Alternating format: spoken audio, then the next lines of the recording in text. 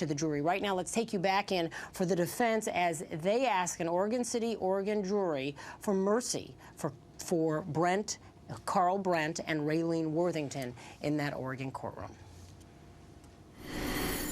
When I was on my way to court, my wife reminded me of something that I've known for many months. This is not a case where there are winners. This is a case of sadness, and it's a case of loss. Brent Worthington, Raylene Worthington, lost their child. That's what this is about. And I think you know without any doubt that this was a cherished, loved child of Brent and Raylene Worthington. Nobody feels that loss more than they do. And I think we all must recognize that as an acknowledged fact. So regardless of the result in this case, there's not going to be a winner, only losers. And I doubt that anybody can hurt Mr. and Mrs. Worthington more than they've already hurt. And that's not a plea for sympathy. That's not a plea for cutting them any slack. That's just an acknowledgement of what everybody must recognize. Brent and Raylene Worthington are loving, devoted parents. You see that on the video of Brent and Ava in January 2008. You've heard it through testimony of witnesses. You've heard it through their own mouths.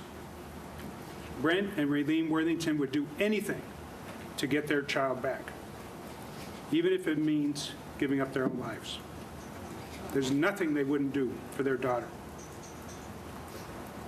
Now, the government is charging them with criminal conduct in regard to Ava's death, and that's what we're here to answer to. And I'm going to ask you, ladies and gentlemen, to weigh the evidence carefully and the lack of evidence, and the only justifiable verdict at the conclusion of this trial will be verdicts of not guilty for Mr. Worthington, not guilty for Mrs. Worthington on both charges. They are not guilty of the crimes of manslaughter nor criminal mistreatment. You've heard witness after witness who testified about Ava growing appropriately, playing with others within her age group, maybe some a few weeks older, some a few weeks younger, playing with the older kids primarily.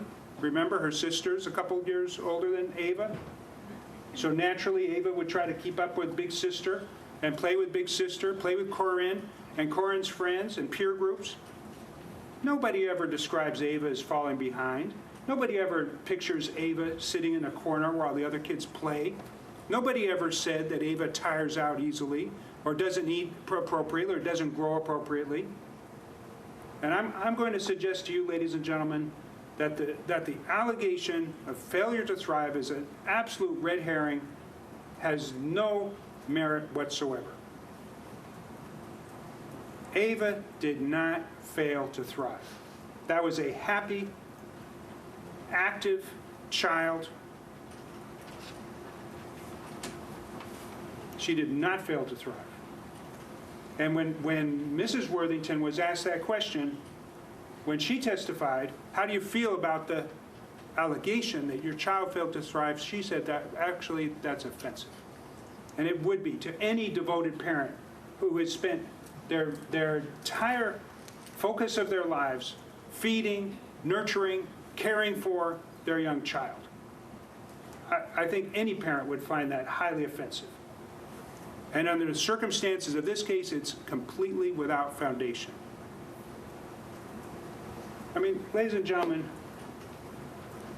we come in all shapes and sizes. We come in all shapes and sizes. There's no appropriate size. Despite these medical people who come in here with their growth charts, constant obsession for data. Am I above average? Am I below average? Am I on the curve? That's not how real life is.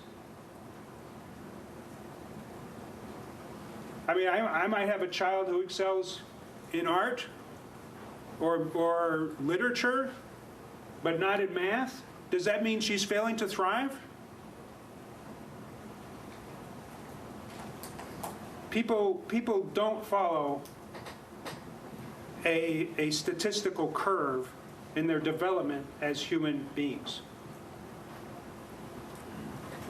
I mean, let me just introduce, you've seen this young man.